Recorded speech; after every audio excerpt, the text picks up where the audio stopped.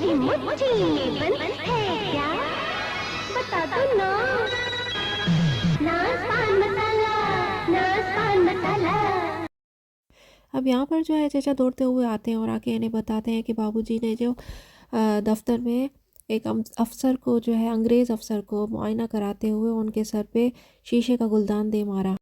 यहाँ पर आलिया की माँ बहुत परेशान होती है। वो कहती है कि तू जा अपने मामू को जाके तार भेज वरना मैं खुद ही जाती हूँ। तो उसे रोकती है। वो कहती है मैंने राय साहब को बुलाया है, वो आ रहे हैं, आप बेफिक्र रहें। तो यहाँ पे मामा आ जाती है और आके बताती है कि राय साहब आए हैं। तो आलिया उन्हें कहती है कि उन्हें अंदर भेजो। यहाँ पर जब राय साहब अंदर आते हैं तो आलिया की माँ उसे कहती है कि आदाब भाई साहब। तो उसे कहते हैं राम राम। तो उसे कहती है कि आपको अपने दोस्त के करतूतों का पता तो चल ही गया होगा। तो राय साहब उसे कहते हैं कि जी मुझे पता चल गया है, मैं जा रहा हूँ थाने पता लगवाने। तो उसे कहती है अब जाने से खबर रखने से किस्सा आगे पहुँच चुका है। उसने अंग्रेज़ अफसर की जान पे हमला किया है, अब ये उसकी जान लेके ही दम देंगे। तो फिर राय साहब कहते हैं नहीं नहीं नहीं, भगवान की कृपा से ऐसा कुछ नहीं होगा, मुझसे जो बन पड़ा मैं वो करूँगा, मैं जाता हूँ पता लगवाता हूँ। तो उसकी आलिया की माँ कहती है कि पहले तो आप सबसे पहले एक काम कीजिए कि आलिया के मामू को तार भेजिए और उन्हें कहिए कि आपकी जो है वो बहन और भांजी सख्त मुसीबत में है, इसलिए आप जल्द से जल्द यहाँ आ जाएं। बिजनौर के डिप्टी कलेक्टर हैं वो, सब कुछ कर सकते हैं। फिर वो आलिया को भेजते जाओ जाके उनका पता लेकर आओ। फिर जो है राय साहब कहते हैं कि अच्छा चले ठीक है, मैं जो है वो पता आलिया बिटिया से ले लूँगा, अब मैं चलता हूँ।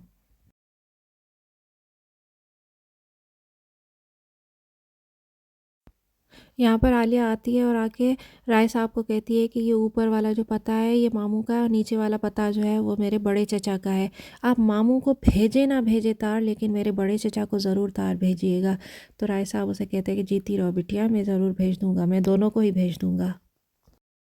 यहाँ पे आलिया की माँ कुसुम की माँ को कहती है कि ऐसी हरकतें वो करते हैं जिनके आगे पीछे 4-5 बेटे होते हैं, अब हम कहाँ जाएंगे, हमारा भी नहीं सोचा, पता नहीं ऐसी कौन सी गैरत आ गई कि अंग्रेज़ अफसर का सर फोड़ दिया। तो कुसुम की माँ कहती है अरे फिक्र नहीं करो, मज़र भैया आ जाएंगे, सर ही फोड़ा है, उसे मारा नहीं है। फिर आलिया की माँ कहती है कि 1857 में भी इसी तरह से एक अंग्रेज़ का सर फूटा था, उसके बाद जो है गदर फूट पड़ा था। और फिर किस तरह से हज़ारों लाखों इंसान तोपों के आगे आकर मरे थे ये पूरा हिंदुस्तान जानता है।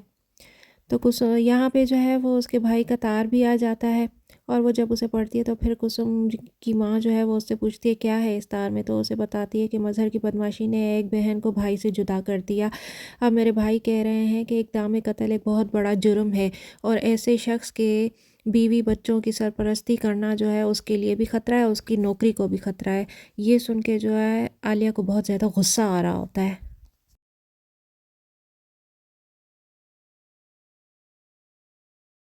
यहाँ पर अचानक से रात को जो है वो इसके चचा पहुँच जाते हैं उसी दिन। फिर आलिया जो है उनके गले लग के रोती है। वो कहती है चचा मैंने समझा आप भी नहीं आ सकेंगे। तो उसे कहता है चुप करो, बस मैं आ गया हूँ। तो यहाँ पे आलिया की माँ भी आ जाती है और वो अपने बड़े देवर को देख के बहुत हैरान हो जाती है। वो फिर आलिया से कहती है कि तुम्हारे मामू के आने से पहले ही तुम्हारे चचा आ गए। फिर वो कहती है कि अच्छा तुम्हारे मामू को तार नहीं मिला होगा ना, इसलिए नहीं आ सके होंगे। वैसे आलिया तो सब जानती है कि तार में उन्होंने क्या लिखा है और क्या आंखें दिखाई हैं, लेकिन बस चुप होती है माँ के आगे। यहाँ पर जब मज़हर का बड़ा भैया उससे जेल में मिलने आ जाते हैं, उसे कहते हैं भाई तुम तो बड़े धीमे मिजाज के आदमी हो, ऐसा क्या हो गया कि यहाँ तक पहुँच गए हो। तो उसे कहता है बस छोड़े। वो कहता है नहीं मैं सुनना चाहता हूँ आखिर हुआ क्या था। तो मज़हर फिर उसे बताता है कि जब मैथ्यू साहब आने वाले थे तो हर शख्स ने अपनी ताकत से ज़्यादा जो है तैयारियाँ की, उसमें मैं भी शामिल था, जो पीठ पीछे अंग्रेज़ों को गालियाँ देते थे। लेकिन क्या करें, जब वो आ रहे थे तो उनके सामने हम भी उनके ग़ुलामों की तरह ही थे। मैं घर से ग़िलाफ़ और जो है मेज़ पोश तहमीना के बने हुए वो भी लाया था अपने साथ कि मैथ्यू साहब की जो है इज़्ज़त अफ़ज़ाई में और ज़्यादा शान बढ़ जाए।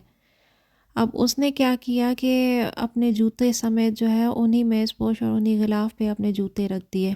मैंने उनको बड़े अदब से मना किया कि आप इनको हटा दें यहाँ से, वो नहीं माने। मैंने फिर भी अदब से उनको मना किया, लेकिन जब वो नहीं माने तो फिर मैं तेश में आ गया और उसने बदतमीज़ी भी की। तो फिर मैं तेश में आके मैंने उसका सर दे मारा।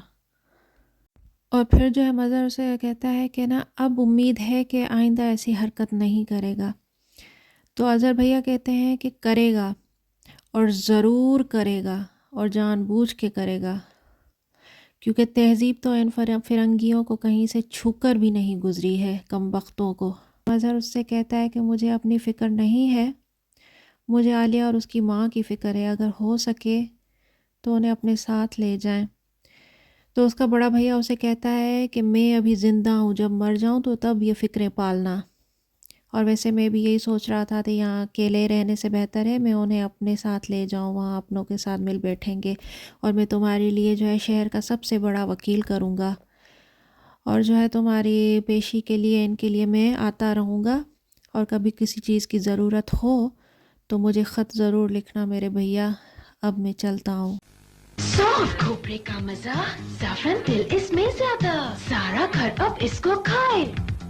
गोगो पान मसाले की क्या बात। यहाँ छम्मी की दादी पूछती है कि बड़ी बहू, ये अज़हर जो है वो इतने दिन से 2 दिन से नज़र नहीं आ रहा, कहाँ गया? तो उसे कहती है पता नहीं, पहले बता के जाते थे जो अब बता के जाएंगे। तो छम्मी कहती है कि हिंदुस्तान आज़ाद करवाने गए हैं। तो उस पर जो है वो करीमन बुआ उसे कहती है कि बड़ों का मजाक नहीं उड़ाते ऐसे बीच में। तो उसे कहती है बड़ों को भी चाहिए कि वो घर से बता के जाएँ कि हम कहाँ जा रहे हैं। फिर जो उसकी बड़ी चाची कहती है कि इसरार मियाँ बता रहे थे कि दुकान पे जो है तार आया और वो खड़े खड़े वहाँ से स्टेशन को चल दिए। अब पता नहीं किसका तार था। तो छम्मी कहती है मुझे पता है किसका तार था, गांधी जी का तार था, और उन्होंने लिखा था कि भैया भगवान के वास्ते यहाँ आ जाओ और अपने दुकान से जो है मेरे लिए धोती का एक कपड़ा भी लाना। तो उस पे उसकी दादी बहुत ज़्यादा ज़ोर से चिल्ला के उसे कहती है खामोश हो जाओ बदज़ात, हर वक्त चढ़ चढ़ चढ़ चढ़ चढ़ चढ़ करती रहती है और बकवास करती रहती है। तो फिर छम्मी कहती है कि इस घर में मैं ही तो हूँ जो हर वक्त हंसती मुस्कुराती रहती हूँ, वरना तो जिसे देखो मुंह फुलाए यहाँ से वहाँ चलता फिरता रहता है। तो फिर दादी कहती है बहुत बोलती है ये। फिर जो है बीच में जमील आ जाता है और वो कहता है किसी गवार से इसका निकाह पढ़वा दें। तो उसको छम्मी देख के जो है ना वो गुस्सा हो जाती है, और करीमन कहती है कि अरे वाह जमील भैया, तुमने तो बड़ी ज़बरदस्त बात कही। फिर छम्मी गुस्से में जो है जमील को कहती है कि तुमसे बड़ा गवार और जाहिल कोई होगा, तुम खुद अपना निकाह मुझसे क्यों नहीं पढ़वा लेते? खुद की शादी तो हुई नहीं और चला है मुझे किसी गवार के साथ बंधवाने के लिए और मेरी बोलती बंद करवाने के लिए। नहीं भरता जितना पियो मेरा कितना अच्छा है, मैं तो छुपा कर रखती हूँ पर भैया सब पी जाता है। इतना रस मेरे भैया की, इतना रस मेरी नाना, मस्ती मस्ती का चलता किनारा मुझको दिल से है प्यारा, भूल न जाना फिर पक्का। यहाँ पर अज़हर जो है वो अपनी भाभी को और अपनी भतीजी को अपने साथ ले जाने की तैयारी में होता है और उसे कहता है कि तुम फिक्र मत करो, मज़हर को जो है मैं वो पहली ही पेशी में छुड़वा दूँगा। तो उसे कहती है कि जब पहली पेशी में वो छूट जाना है तो फिर हम अपना घर क्यों छोड़े। तो वो उसे कहता है कि ये सरकारी घर है और सरकार इन अदालतों के कामों में थोड़ी देर लगती है, इसलिए तुम लोगों का हमारे साथ चलना ज़रूरी है। तो वो उसे कहती है कि हाँ ठीक है, जैसी आपकी मर्ज़ी। तो उसे कहता है कि तुम्हारा तार जैसे ही मिला मैं वहीं से चल पड़ा स्टेशन को, मैंने घर में किसी को भी नहीं बताया। तुम्हारी मर्ज़ी है, तुम जिसे चाहो भले बताओ, लेकिन अम्मा को इस चीज़ की भिनक भी ना पड़े क्योंकि वो बहुत ज़्यादा बीमार है। तो यहाँ पे इसकी भाभी कहती है कि आप फ़िक्र नहीं करें, मैं अपनी मुसीबतें ख़ुद ही झेलूँगी। यहाँ आलिया जो है पूरे घर में जो है पूरे घर को देख रही होती है और फिर एक कमरे में आके कहती है कि अच्छा आपा अब हम चलते हैं, अपना ख्याल रखना। या जाते हुए नौकरों से वो हाफिज़ करते हैं और मामा कहती है कि मुझे भूल मत जाना। तो उसे कहती है आलिया कि मैं तुम्हें और तुम्हारी अफ़ीम की डिबिया को मरते हो दम तक नहीं भूल सकती। फिर उसे एक ख़त देती है, वो कहती है कि ये ख़त जो है वो राय साहब को याद से दे देना, कहना कि आलिया ने दिया है। यहाँ जो है राय साहब आलिया का ख़त पढ़ रहे होते हैं, उसमें लिखा होता है कि राय चचा मेरे अब्बा का ख्याल रखिएगा, मैं उसे अल्लाह और आपसे दोस्ती के आसरे छोड़े जा रही हूँ। कभी सोचा नहीं था कि अचानक इतनी बड़ी तबाही आ जाएगी, पहले कुसुम फिर तहमीना अब अब्बा। और राय चचा मुझे आपसे आखिर में एक बात कहनी है कि आप कुसुम दीदी को माफ़ कर दें, उसका कोई कसूर नहीं था।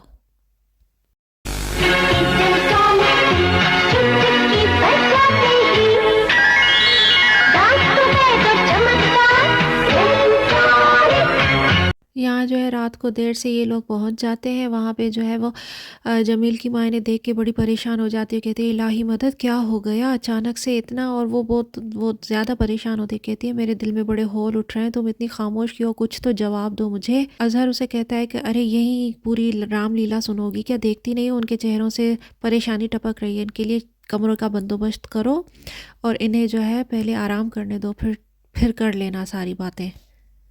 यहाँ जो है छम्मी आती है आलिया को देखने के लिए, तो वो भी अचानक से चौंक जाती है और वो उसे कहती है कि आदाब बजिया।